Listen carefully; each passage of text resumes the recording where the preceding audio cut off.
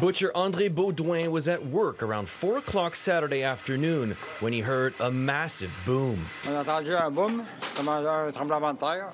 It was like an earthquake, he says. Baudouin went outside the shop. He manages to find a chaotic scene. Part of this building had collapsed and people were stuck inside. Witnesses described screams heard from inside the broken structure. Firefighters and paramedics arrived soon after and evacuated the mixed residential commercial building. First of all, they have to deal with the panic around the scene, so they have to be sure that the scene is secure.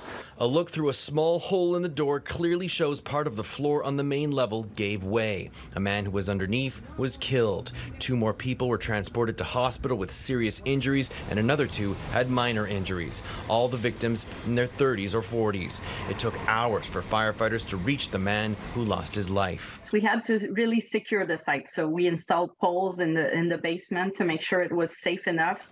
The side of the building where the collapse happened had been abandoned since a fire 2 years ago. But Quebec's Workplace Safety Board, the CNESST, tells Global News the disaster took place during construction work inside.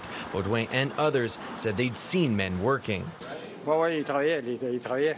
This side of the building was deemed safe by an engineer, and workers and residents were allowed back in. But the community is still stunned by the violent tragedy. Really terrible to hear.